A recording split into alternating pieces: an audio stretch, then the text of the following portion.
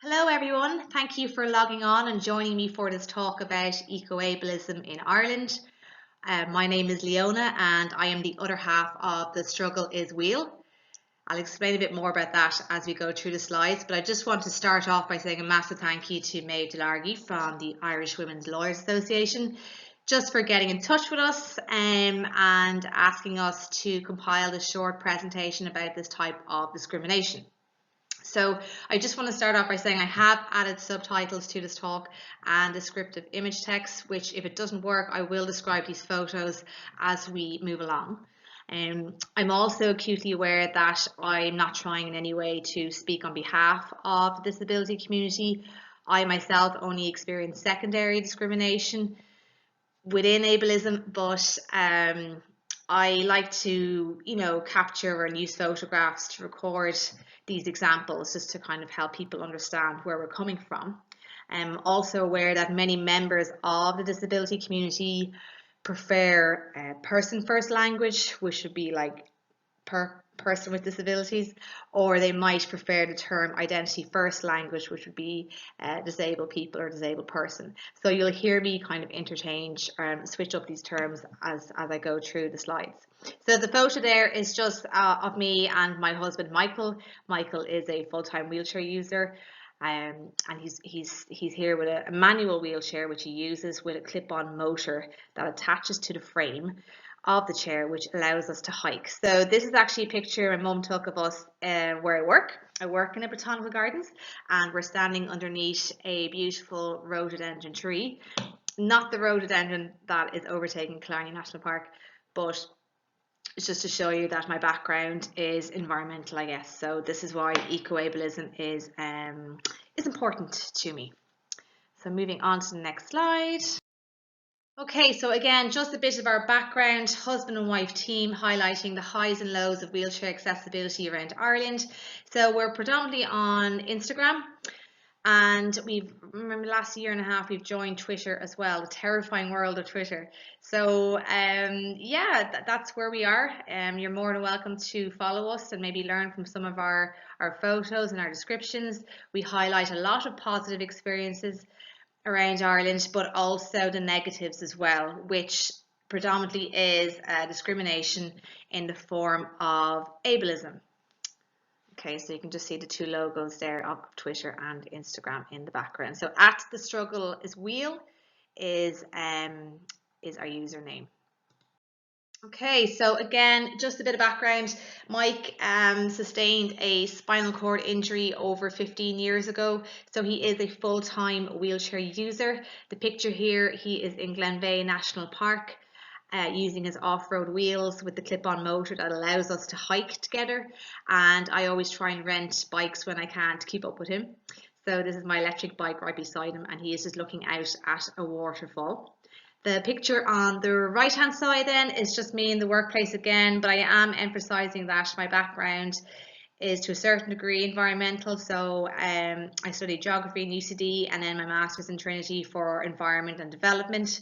And the photo there is of me looking very happy with myself after planting a critically endangered conifer from China. Okay, moving on. So there's no point talking about eco-ableism if I haven't really taken the time to talk about ableism in general in the first place. So essentially, what is ableism and what does it look like? There's many definitions about ableism, and I really wanted to pick a well-rounded one. So I'm just going to read it out. This says, ableism is the discrimination of and social prejudice against people with disabilities or disabled people, based on the belief that typical abilities are superior. Okay, so a lot to unpack there. And depending on your disability, you have different examples of ableism. So Mike and I deal a lot with, bad planning, so the built-in environment and discrimination within that, and through design, and also maybe attitudinal or societal ableism, which is where, for example, maybe Mike and I might park in a disability blue badge parking bay and people will give us looks or go up to us and say we're too young to use that. They will assume you have to be elderly to have a disability. or you know, maybe people asking Mike a question but looking at me for an answer, not giving, you know, eye contact. So there's loads of different things to pick out and notice. Just with the pictures I've showed here, for example of ableism for wheelchair users, on the far left you've got a V-shaped bridge. Mike is actually there in the background, so he can't get across the river because Quilcha invested in a very beautiful but very fancy V-shaped bridge, which would prove difficult for parents with buggies as well. Can't get across there. In the middle, you've got a double whammy of ableism. So you've got a pub that felt the need to close off disability parking and place a 6-seater generic woodland bench on top of it. So for me, this says two things. It says the business is not bothered to advertise where the relocated bay has gone or has it been relocated.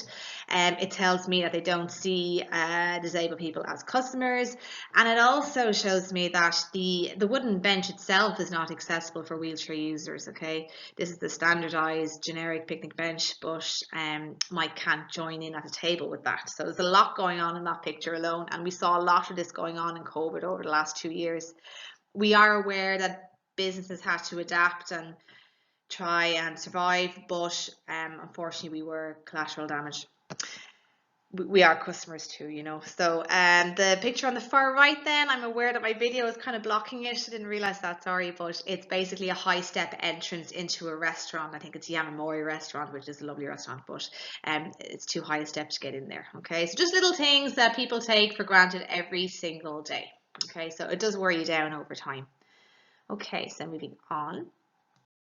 Okay, so when I mentioned the 6-seater generic picnic table, this is an example of how frustrating ableism is. So it usually just means little tweaks that can create inclusivity for everyone. So again, this is a 6-seater picnic table, but they've just elongated the tabletop.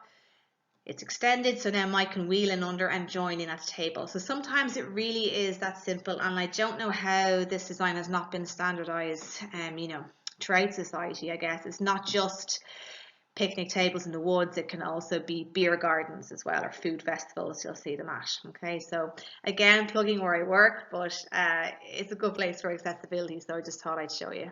And you can see Mike there enjoying a picnic there. Okay, so ableism continues. So it is a form of systemic oppression that affects people who identify as disabled.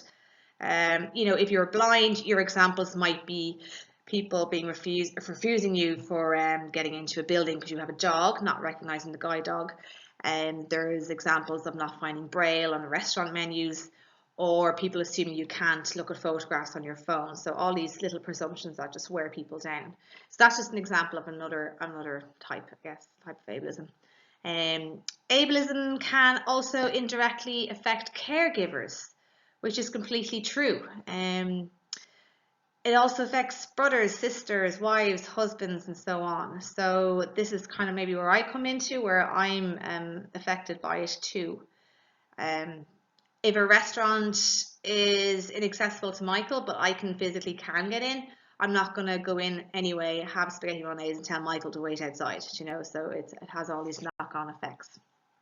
So that's kind of the general gist of ableism. You could probably spend a whole day on this topic alone, but just to kind of make it kind of more compact for people to understand before we move on to eco-ableism. Okay, so just everyday discrimination and just essentially not being thought of in the wider society.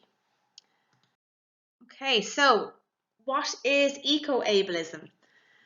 So eco, I guess, short for environmental. It's the environmental version of let them eat cake.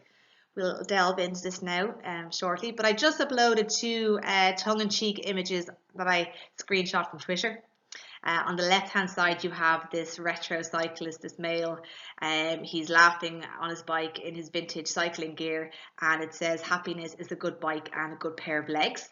The following image is his classic bedtime story scene of a mother reading a story to her daughter in bed, and she's basically saying, you know, for good urbanism, you need to take away all the cars, and the little child says, "And then what, mummy?" And she says, "That's all." Okay, so you're probably getting an idea of where I'm going with this. Okay, moving on to the next slide. Okay, so Inclusion Scotland on the left-hand side, there's their logo. They are a charity, or sorry, an organisation led by disabled people. And recently they ran a webinar on Eco-Ableism and the meaning behind it and what it entails. So I'm just going to read out their definition because it's a great guideline to go by. So they explain Eco-Ableism as a failure by environmental activists to recognise that many of the changes to habits and lifestyle they may be promoting to address climate change can in some cases be very difficult or impossible for disabled people to do. Okay, so I'm actually going to read out here a list of examples that they provide on their website of eco-ableism that many of us might be able to kind of understand more. So first one would be promoting active travel without realising that some disabled people cannot walk, wheel or cycle. You've got removing disabled parking bays to make way for cycle lanes, which is something I will touch on in a minute. Urban planning, this is a big one. So urban planning for low carbon cities that discriminate against disabled people who need to use their car or rely on support from others to drive. That's a big one. Banning plastic straws without accepting that some disabled people need them to drink safely and conveniently. Ignoring disabled people in emergency planning, flood protection, evacuations. Only recently, 12 disabled people died in their care home with floods in Germany. Promoting recycling without providing the right support to disabled people who struggle to recycle. And I think there's one more here. If not, I'll find it in the slides. But you kind of get the idea. All right, so the image here on the right hand side is one I took up in Cork when they rolled out mass pedestrianisation of their streets. So you're looking at an on-street disability bay, and then you can see the same area covered by a tree-tiered flower planting pot, or planter I should say. So it's kind of a now you see us, now you don't. So it acts as a screen to hide the on-street disability parking. So what I noticed in the discussion of pedestrianisation, it was about either delivery vans or people choosing to drive into town and parking up their car. Disability parking was completely lost in the discussion, and it affects us the most, I guess, you know. Nobody really seemed to care. I looked at a lot of discussions on Twitter and nobody seemed to care about disability parking. Maybe people just assumed the council would relocate. In Cork they did, but it was done very badly. We had a row of very, very safe disability parking bays on the side street, and they were moved to standard bays, not even wide bays, you know, to allow wheelchair users to open their door fully. And they were moved to one of the busiest roads in Cork, with not even enough space to get out of the car. So that caused a lot of uproar. And while you're looking across the road and you can see those safe bays being used for people to drink a flat white. So it was really insulting, and it was really lost in the conversation. So it's not about being against pedestrianisation. It's about making people aware of the knock-on effect for disability parking. You know, Dublin Bus only has one seat for a wheelchair user, and that's often covered in luggage. We have, the DART, you need to give 4 hours notice to even get on the DART if you're a wheelchair user. So there's a lot to unpack with this, but it's just to bring people aware about the situation of removing on-street parking. Okay, so you cannot talk about eco-ableism and not mention the ban on plastic straws. This does not directly impact Mike or myself. Well, at the moment, I should say it could, but and so we can't really relate to this, but it is the flagship example of eco-ableism. So I really want to just highlight it before I delve into our other examples. So last July, the EU banned the sale of plastic straws on EU markets. I didn't realise this myself until I looked into it a little further. So basically, you know, a lot of disabled people rely on bendy plastic straws. Maybe they've bad mouth control or biting ability, or you know, holding a cup is difficult, and basically all the other substitute materials don't work. So the chart you're looking at here has the different red X's to, you know, kind of tick off the different reasons why maybe metal straws don't work. You know, maybe they're a choking hazard, or They don't conduct hot liquids very well, or too hot. Paper ones melt away, they don't bend. So all these different examples. So this is an example of how straws, the banning of bendy plastic straws, has a negative impact on disabled people who need them. Okay, I'm a member of Clean Coasts. I clean up beaches the whole time. I live by the sea. Very rarely see straws. I know they are a very small percentage of what goes in the ocean, but you really want to go after rogue fishing nets, which is the worst. But it's just an example of how now I think many disabled people have to actually get a prescription in the chemist to get a bendy plastic straw. Okay, so a lot to unpack with this one as well, but I'm just touching on it so you're aware of it. It does surprise me that, Kinder, I have a picture of Kinder Surprise egg there, just to show that these eggs are made in their thousands every day, and you can crack it open, and the plastic toy might give a child joy for a few seconds, and then it's thrown away. So this kind of, contradiction of the EU banning plastic straws, but letting the likes of Kinder rock on with their little plastic toys for, you know. So yeah, I just wanted to kind of highlight that as well. Okay, so next then, right, so Inclusion Scotland, again, their example of eco-ableism would be removing disabled parking bays to make way for cycle lanes. So, what I'm seeing is it's not so much that they're being removed fully, but they're being realigned after the cycle lane has been rolled out. So what you're looking at here is a cycle lane rolled out on Lombard Street in Dublin, just at the back of Trinity. And then you have a row of parked cars, kind of piggy in the middle, wedged in the middle, and then they have a busy road on the driver's side. So essentially, piggy in the middle, disability parking bays. I don't even know what to say about this. I just can't believe it's been signed off by Dublin City Council. I have flagged it with them. They've just ignored my emails. But basically, these are write-offs. These are not proper disability parking bays. Extremely, extremely dangerous in design. You can't tell from this photo, but there's no dropped curb on the left-hand side for a wheelchair user to actually get across the cycle lane onto the path. I am aware that these bays are used for all members of the disability community. They're dangerous just for everyone. I actually just don't really know what to say. So many wheelchair users, like Michael drives, so he has to get out to the driver's side. Many wheelchair users need to open the car door fully. Okay, so the full wingspan of the car door needs to open for them to transfer into their chairs. So there is a buffer line here on the left-hand side, but that's for all cars. And it's essentially for cyclists not to get hit by the doors, which obviously we understand as well. But this is just extremely dangerous, and it's not an isolated design. Okay, so. Another example, coastal mobility route in, this was taken in along Sea Point Avenue and in Dún Laoghaire as well. So you're looking at an image on the left-hand side of, again, those piggy in the middle disability parking bays. So bays in the middle of the road, contraflow cycling on the right-hand side, then you have the path. And then on the passenger side of your car, you're out onto the road. Okay, this one is lined with bollards on the driver's side. I cannot believe this was cleared as well.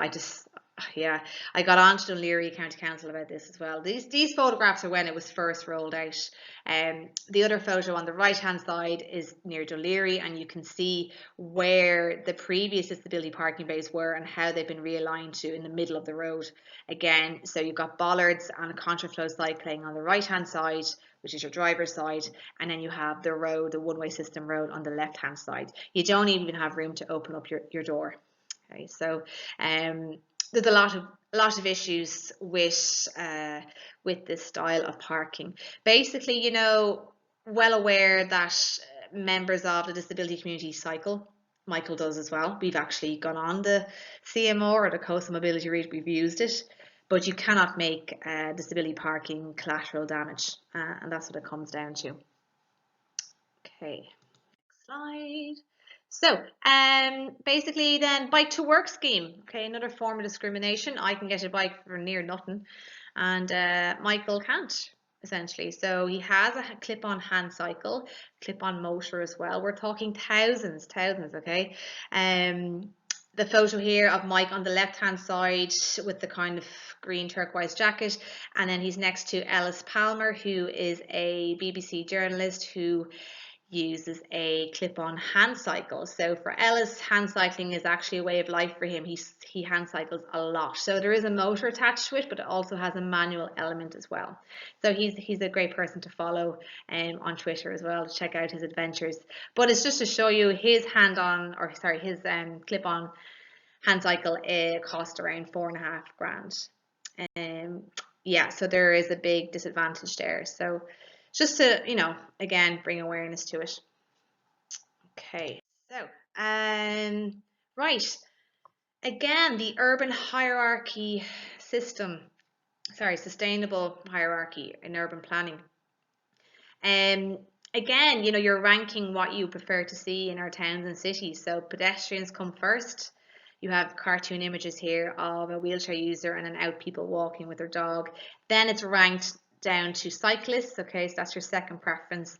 Then you have public transport, then you have freight, and then you have the private vehicle. So the disconnect here is that many wheelchair users, public transport is not an option for so many reasons, and the private vehicle is what gets us around. So you can see the private vehicle is ranked last, and then at the same time pedestrians, including wheelchair users, are ranked at the top. So we need to kind of work out the ranking of that. This is a tweet I screenshot. She's a wheelchair user herself, and she has just noticed, like ourselves, how urban planners and environmentalists view cars as a way to get from plan A to plan B. But for us, our car is not just a four-wheel vehicle. Our car is our safety net should anything go wrong. It's where medical equipment is stored. If Mick gets a puncture, we can just go home. There are so many reasons why the car is our lifeline. So she's basically saying that urban planners should not be removing blue badge parking and not to see it as a car. It's more than that, a place of safety, emergency escape, medical facility, etc. that people need. Okay, so that's her tweet there. Again, somebody asked on Twitter, what would you tell children about eco-ableism? And I like somebody's reply. So the very top one there says, when you talk about climate emergencies, say a wildfire or a flood, and how challenging it is for disabled people to get to a safe place quickly, this is so real. So it's like what I mentioned about the 12 disabled people in Germany that were killed by a flood that had entered their care home. So emergency escape is a big thing. But then on the bottom, on the left-hand side, this lady writes, I would want them to understand not everyone can participate in helping the planet the same way. Requiring single-use straws, needing a car, or not being able to eat certain foods that are more eco-friendly. It doesn't mean that you don't care about the environment. You live within your means or within your limits. And when you have a disability or you have chronic pain, you do what you can to survive. Okay, I'm going to run out of time here, so I better move on. I'm nearly finished, guys. So again, another example. So my family are in Dublin. I live in Wexford. Coins Cross in County Wicklow is our stop-off point to get diesel. If we bought an electric car, I mean, we'd like to in the near future, but at the moment, no way, because all I'm seeing are charger bays rolled out that are inaccessible to wheelchair users. So I don't know if it's the ESB or engineers that work for the ESB. They're not recognizing that many wheelchair users can drive. We do need wider bays so we can fully open our door and not hit another car. And we need to be able to reach the plugs.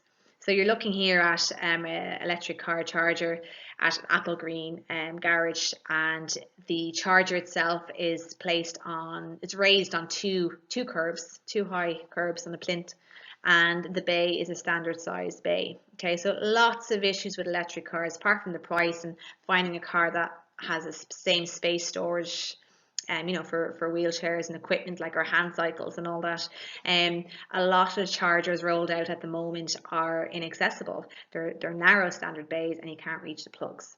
So that's another example of eco-ableism, I guess. And the last one here, promoting recycling without providing the right support to disabled people who struggle to recycle or need information about recycling, etc. So the image here is of a wheelchair user right up at a recycling bottle bank, and she is actually using a litter picker to place her cans into the recycling unit, and her child is beside her holding the bag. And yeah, so your recycling units are not accessible to wheelchair users. You can't reach them. You know, obviously, you know, the litter picker always helps. We have one or two to use as well for other things. But again, it's just another example of something that I myself have often taken for granted. The last slide then I have here, I'm aware, guys, I really am only, this is the tip of the iceberg really, but just to explain that if you are on Twitter, to follow the hashtag disability Twitter, it's highly educational, and follow the hashtag EcoAbleism. This was a brilliant article I came across by Paralympian swimmer Elizabeth Wright from Australia. So feel free to take down her name and her Twitter account, and just the title, Climate Change, Disability and Eco-Ableism, Why We Need to Be Inclusive to Save the Planet. So that was a really, really good article for an introduction into Eco-Ableism, and I would recommend reading it. Okay, so I just want to say thanks a million for your time. I have really skimmed over all these topics. I tried to keep it within a 20-minute limit. But I guess if you want to go onto our Instagram, you can read more about these topics that I've highlighted and our opinions of it, and also check us out on Twitter as well. So thanks a million for logging on and joining me, and I'll leave you with Maeve in case there's any questions. Okay, bye.